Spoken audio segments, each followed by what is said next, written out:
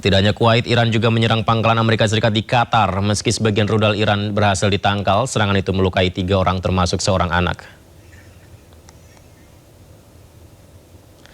Sistem pertahanan udara Qatar menangkal serangan rudal Iran di atas langit Doha. Serangan itu bertujuan untuk menggempur pangkalan Amerika El Udeid sebagai bentuk balasan terhadap serangan Amerika ke Iran. Serangan tersebut melukai 3 orang termasuk seorang anak. Korban terluka akibat terkena pecahan rudal yang jatuh dan kini dalam penanganan medis.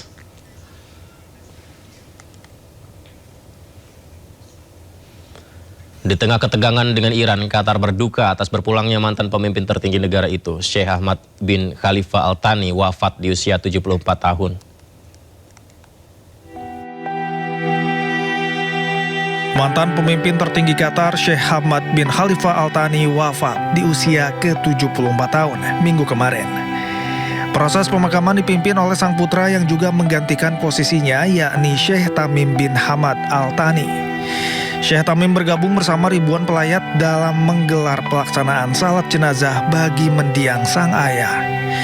Dalam suasana penuh haru, Sheikh Tamim bersama anggota keluarga kerajaan tampak menggotong sendiri jenazah sang ayah ke Masjid Agung Imam Muhammad bin Abdul Wahab di ibu kota Doha yang selanjutnya disolatkan.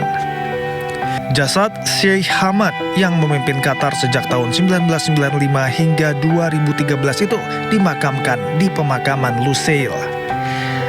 Menyusul wafatnya sang mantan penguasa, pihak Amiri Diwan resmi menetapkan masa berkabung nasional selama 4 hari di seluruh penjuru Qatar.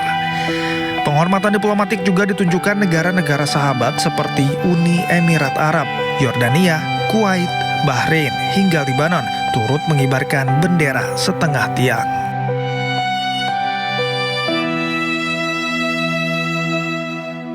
Para pejabat negara yang masuk dalam Satuan Tugas Penertiban Kawasan Hutan Satgas PKH rapat digelar usai Febri Adriansyah yang sebelumnya menjabat Ketua Pelaksana Satgas PKH mundur dari jabatannya sebagai Jampitsus. Ya, rapat digelar tertutup di Kementerian Pertahanan Jakarta Pusat, dihadiri sejumlah pejabat antara lain Panglima TNI Jenderal Agus Subianto, Jaksa Agung ST Burhanuddin, serta Kepala BPKP Muhammad Yusuf Ateh. Sejumlah hal dibahas, diantaranya optimalisasi, sinkronisasi, serta evaluasi pelaksanaan tugas Satgas PKH.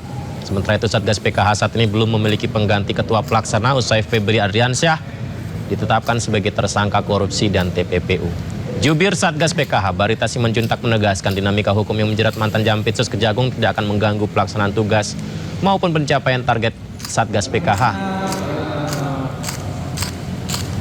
Prinsip organisasi tidak ditentukan orang perorangan, tetapi sistem tata kelola yang baik. Nah, jadi dengan itu kita memiliki mekanisme hukum. Ya, persoalan penegakan hukum adalah wilayah tersendiri yang dikerjakan, dikoordinasikan dengan baik dan prudent oleh Satgas. Makanya dalam melakukan 3 fungsi Satgas tadi, baik misalnya dengan Perpres juga penguasaan kawasan hutan, lalu pendataan denda administratif, dan pemulihan aset di kawasan hutan, itu sudah berjalan selama ini dan lancar. Masalah penegakan hukum itu adalah ranah dari aparat penegak hukum dan dikoordinasikan dengan baik.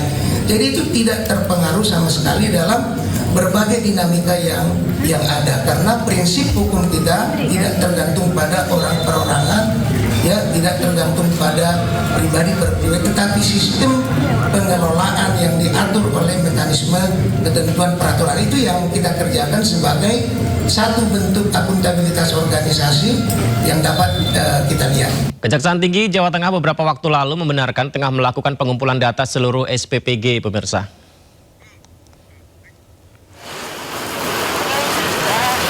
Kejati Jawa Tengah diperintahkan memeriksa seluruh satuan pelayanan pemenuhan gizi Jawa Tengah sesuai dengan arahan dan tugas dari pusat, di mana seluruh SPPG baik Polri, TNI, swasta, seluruh SPPG akan didata dan dihimpun informasi. Alhamdulillah sampai saat ini semua berarti SPPG semua, termasuk yang ditangani polisi. Yang namanya semua. ya. Jadi entah itu beriter kejaksaan memeriksa SPPK Polri itu tidak benar atau bukan tidak benar. Kita melakukan pengumpulan data dan keterangan kepada seluruh SPPK, entah itu SPPK Polri ataupun yang bukan. Jadi semua, nggak ada pilih-milih ini Polri periksa, ini bukan periksa enggak. tapi di lapangan ada kendala belum? Belum tahu, kita masih pengumpulan data. Termasuk punya partai-partai politik itu ya? Semuanya. Makanya, banyak yo. Di Jawa Tengah tuh Banyak ribuan yo. Kan tiap desa satu toh. Pak ya, berarti yang beberapa minggu yang lalu pemeriksaannya di Polres Kudus ya Pak? Nggak ada pemeriksaan Mas. Yang ada on the spot, full data, full bucket. Kami tidak memanggil, tidak memeriksa. Kita mengumpulkan data dan keterangan on the spot. Komisi 3 DPR RI menggelar rapat bersama Perhimpunan Advokat Indonesia Peradi membahas rancangan undang-undang perampasan aset.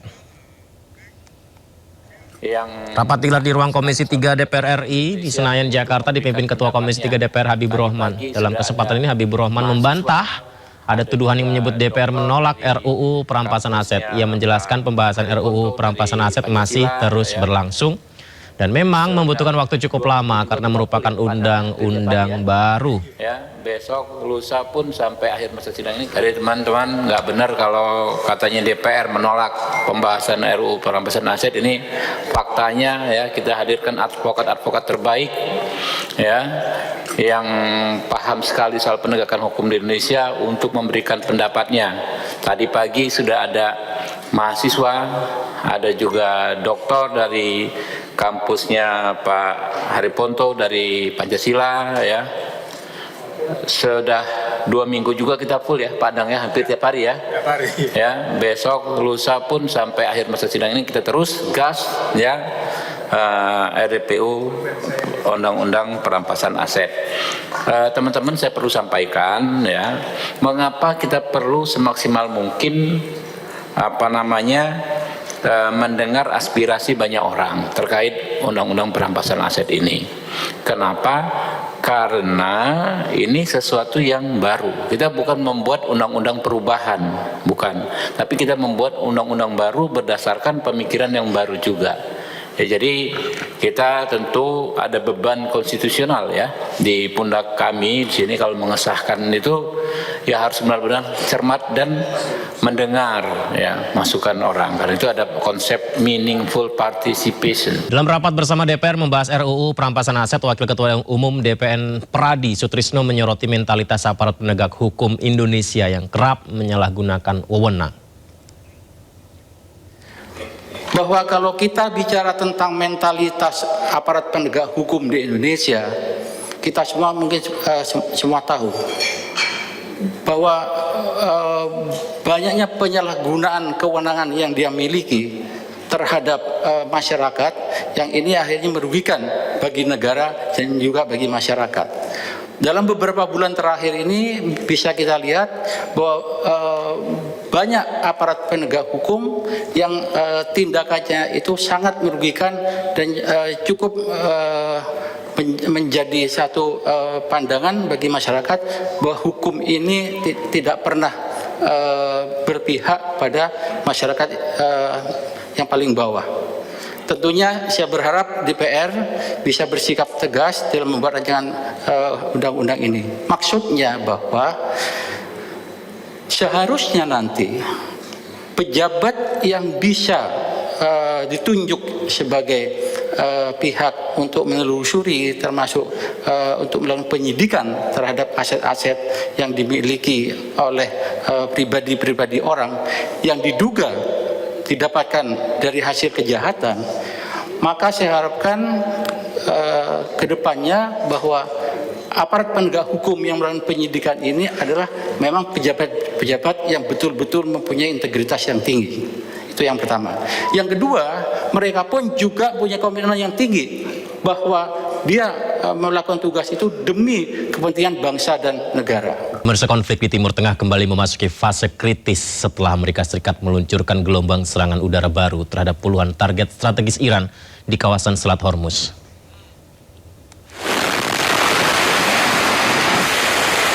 Ya, CENTCOM merilis rekaman jet tempur yang lepas landas dari kapal induk untuk menyerang infrastruktur Iran yang berada di sekitar Hormuz. Operasi masif Washington diklaim sebagai respon langsung atas serangan Iran terhadap kapal kontainer berbendera Siprus demi memastikan jalur perdagangan internasional di Selat Hormuz tetap terbuka.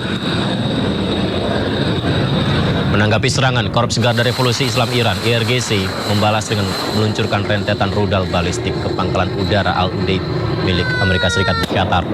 Kementerian Luar Negeri Iran mengutuk keras agresi Washington dan menyatakan bahwa serangan terbaru ini telah menghancurkan seluruh upaya diplomasi regional yang telah dibangun selama beberapa bulan terakhir.